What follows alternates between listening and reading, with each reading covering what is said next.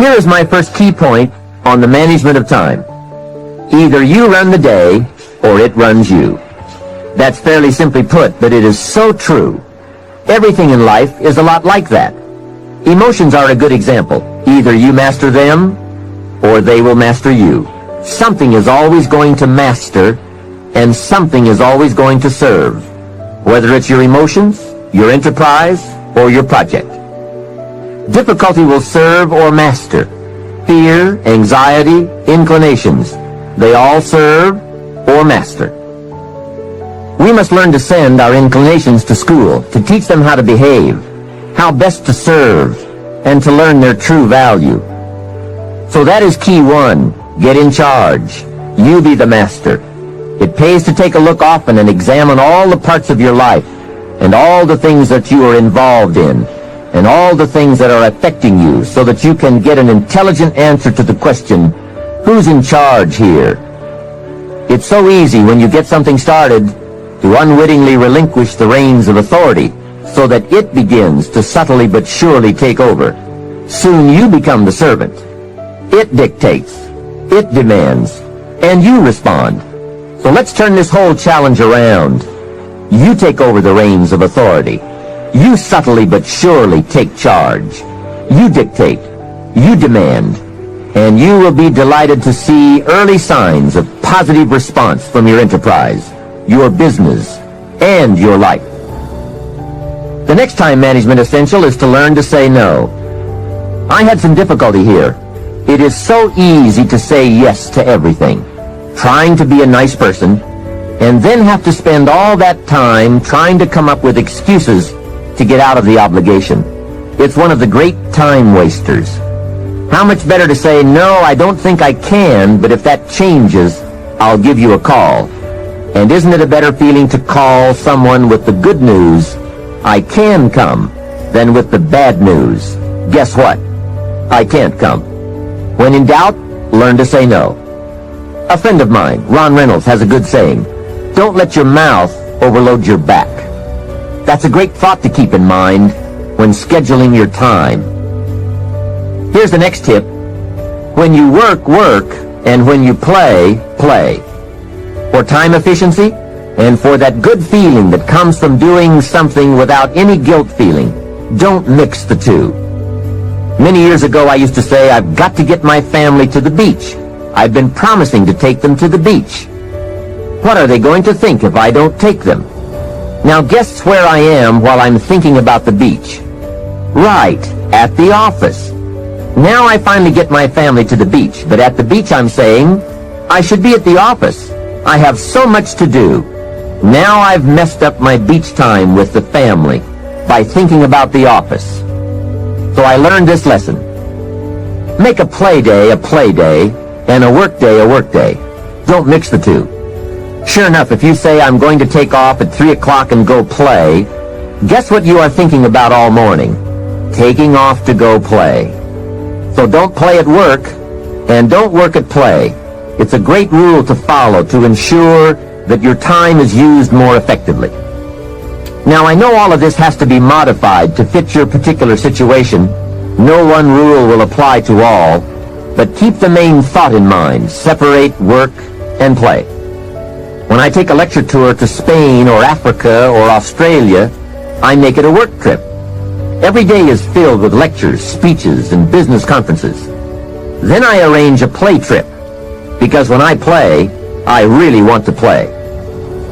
A builder friend of mine now has the luxury of working a week and taking off a week.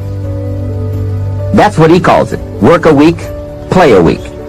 However, with weekends on either side of his play week, it's really 9 days. So he works 5 and takes off 9.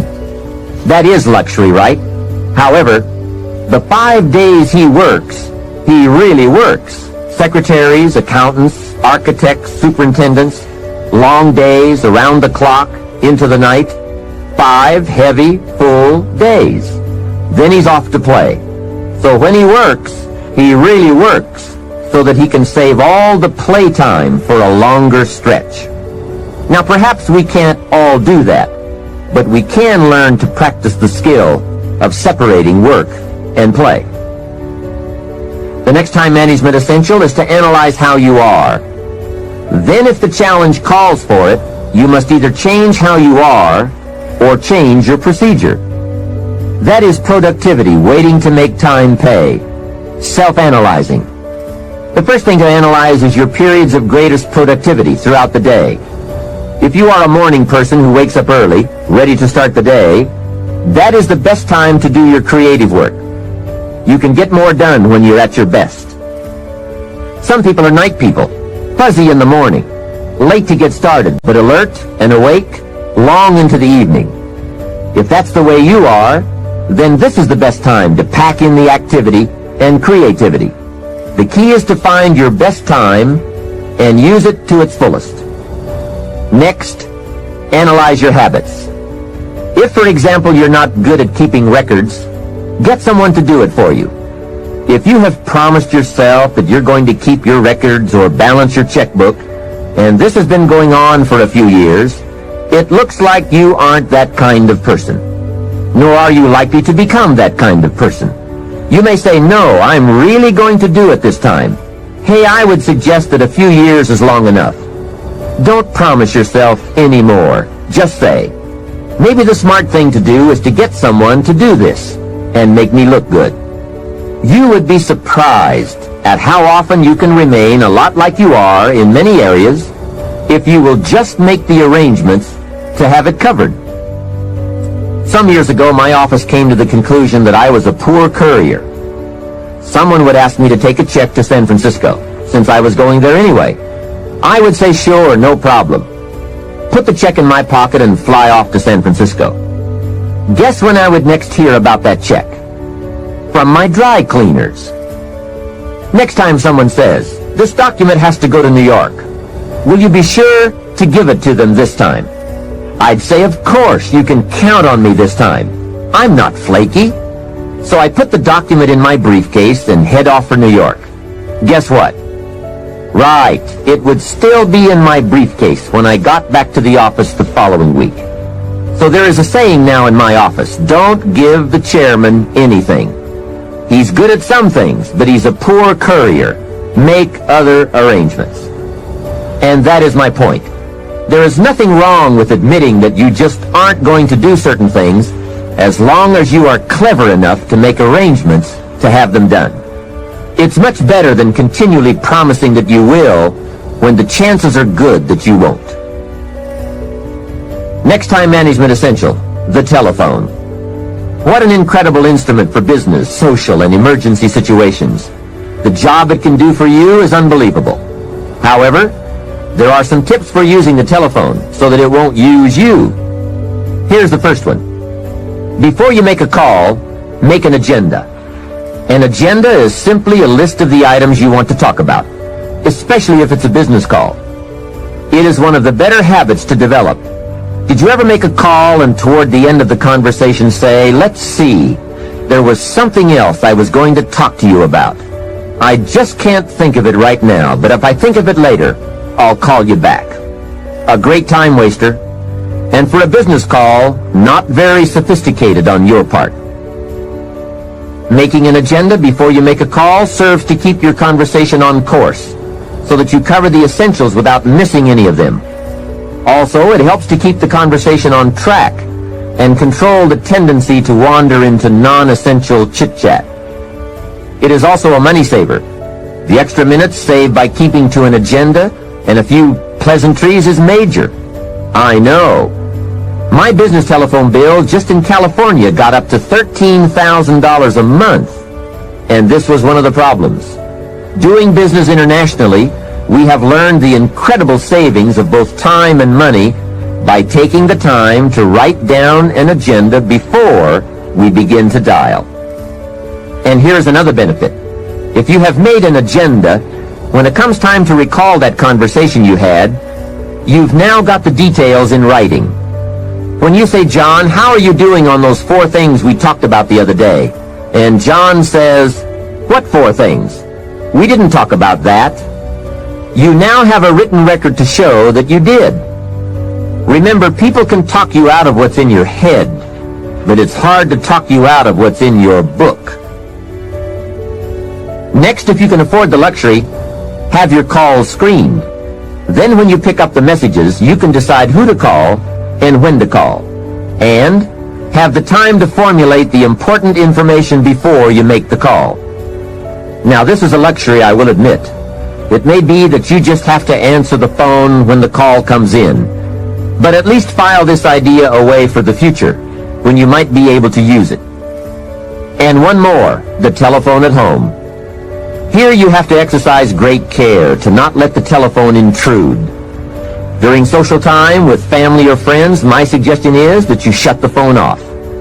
They have all those neat devices now, so you can. Put on the recorder to take messages or just pull the plug. Family is a high priority. Take care that valuable family time is not subject to frequent intrusions. If you set up this rule, you will not only have uninterrupted time with your family and friends, but also they will give you high marks for caring about them enough to make them a priority. Every situation calls for an evaluation of values.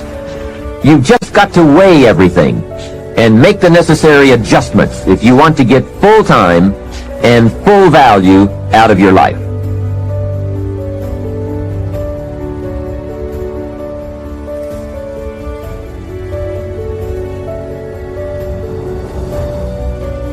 The next time management tip I have is to listen to the cassette programs and read the books on the subject. You can't possibly get all the ideas you'll need from any one cassette program or person. Remember, you have to go in search of the ideas. They don't just come by. Make a thorough investigation of the subject on your own. Sort out the ideas. Choose those that you think are most valid and put them to work in your life. Next point, be more alert and analyze all your procedures and tools. Old filing methods, old bookkeeping methods. Some things we do can become quickly outdated, especially these days. Check for all the new tools that can help you to use your time more efficiently. Dictating machines, tape recorders, answering devices, computers, calculators. There is just about every tool imaginable in today's marketplace. I now have a fabulous computer in my office that can do the most amazing things and save a great deal of time. I also have a portable computer typewriter that I can take on an airplane or in my motorhome. Then I merely transfer what I have typed onto special cassettes or send the information via telephone back to the main terminal. When I get home, all of my letters and scripts are typed and waiting for my signature or my attention. So take a look. Do some research, do some shopping, find out. No telling how much you can improve your efficiency or multiply your skills by eliminating the barriers and the hindrances so that you are now free to do all the creative things that make for fortune and lifestyle.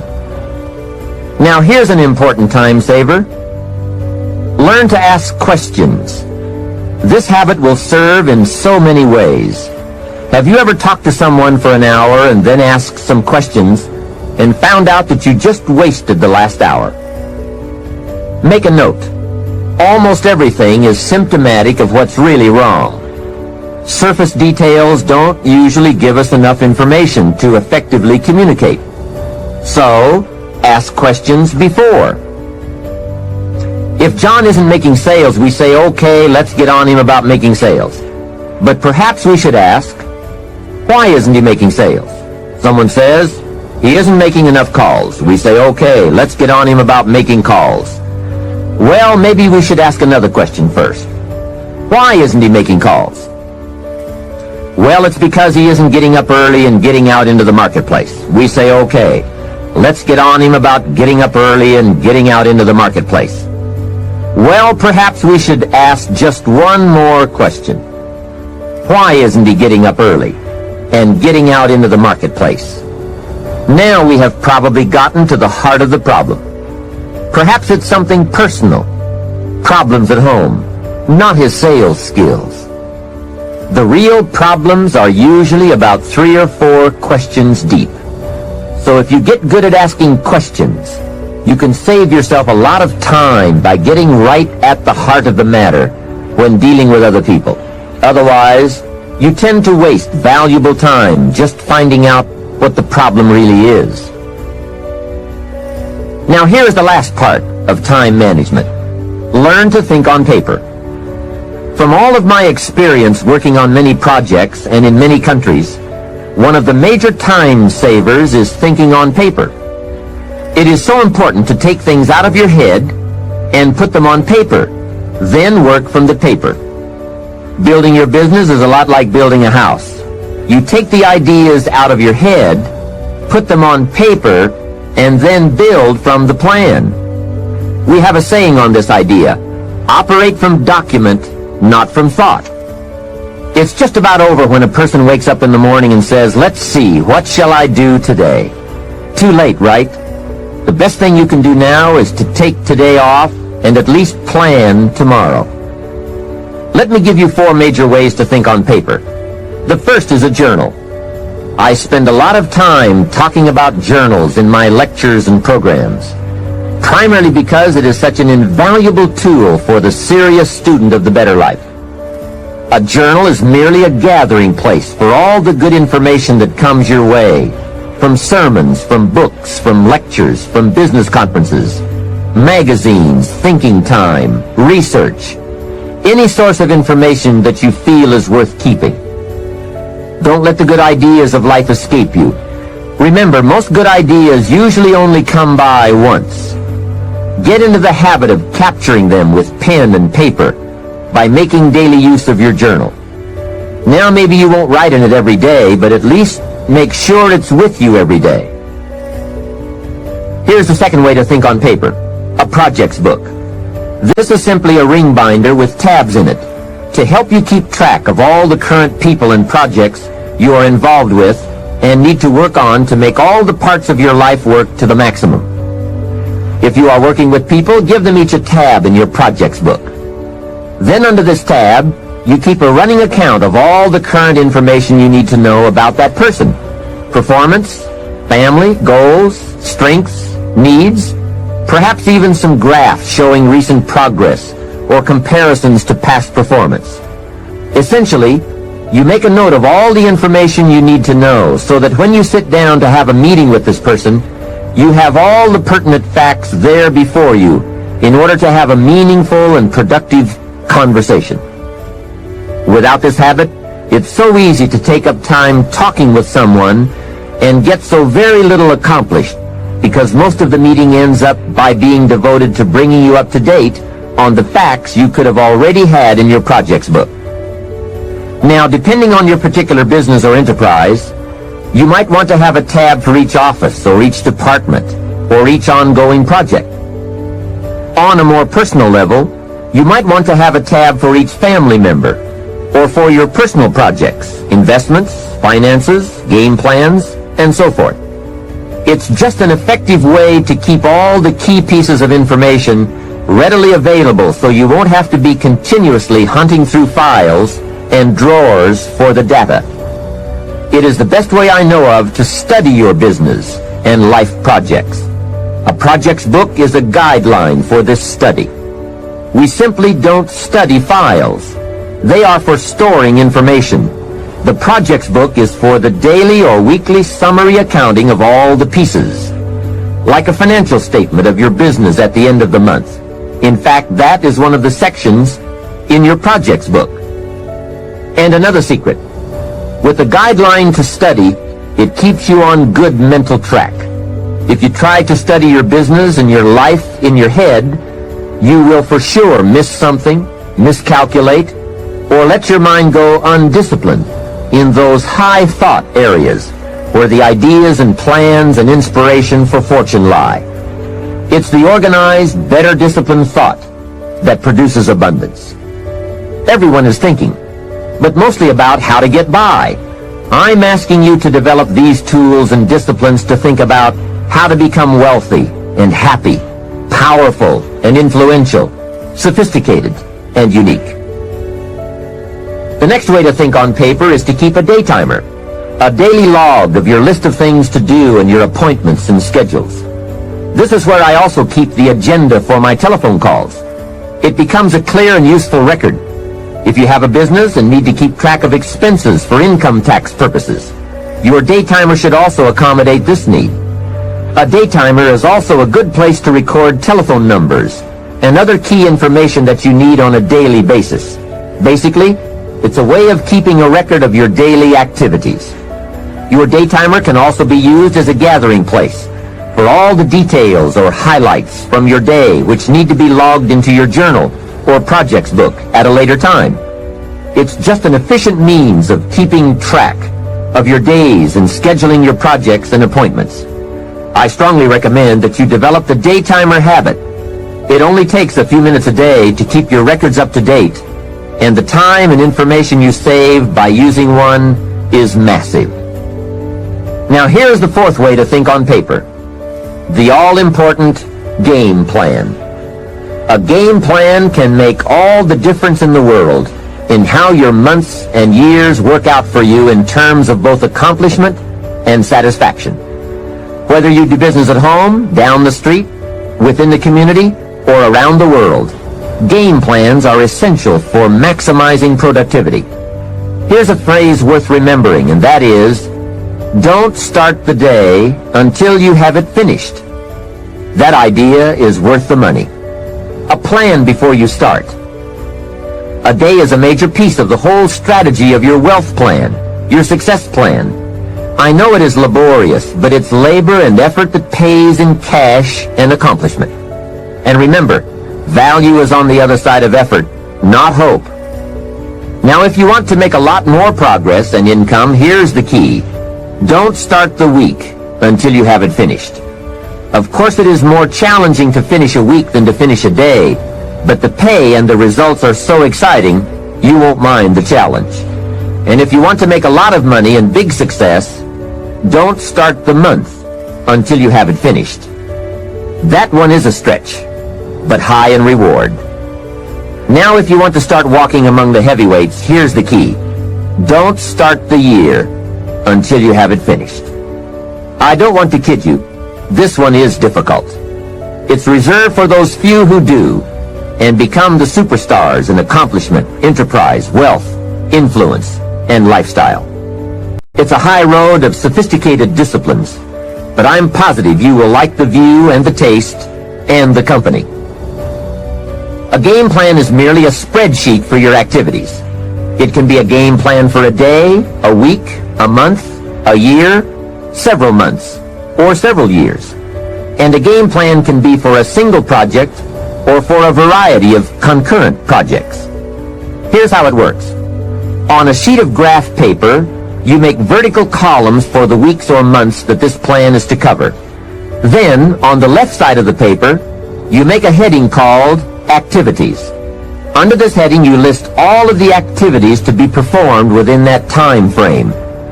Let's say that part of your business requires providing ongoing training programs for your employees. Under the column marked Activities, you merely list the various training programs you wish to conduct for the next 12 months. Then under the vertical columns for each month, you block off particular periods of time for these training classes. Game plans can be used to help you plan almost any aspect of your business or enterprise. They can also be used to help you organize all areas of your life, from investment plans to reading plans. Game plans are particularly useful when it comes to scheduling family time, vacations, special weekends and trips, and so forth. Everyone who is important to you wants to see where he or she is on your game plan, especially if your business often requires you to spend a lot of time away from home. And remember, there's nothing like a visual plan. It's so much more effective to be able to show members of your family where they are on your game plan, as opposed to merely telling them in conversation. Now, a game plan can be as detailed as you wish, and please be forewarned now that you are probably going to tear up several before you get what you want. This is something you have to work with. Every game plan must be tailored to fit a particular need. The chart you use for your personal plans may not necessarily be suitable as a chart for your business plans. Here is another key benefit of using game plans.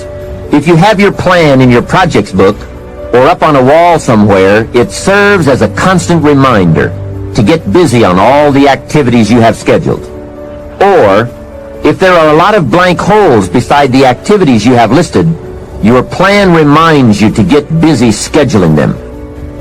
Now you might well ask, doesn't a calendar do the same thing? Not really. Many of the events on your game plan will be on your calendar, but here are the major differences. First, the visual reminder of the spreadsheet and the list of activities on the left that have no corresponding time assigned to them on the right serve to remind you of what is not yet done. A calendar just won't give you that kind of information.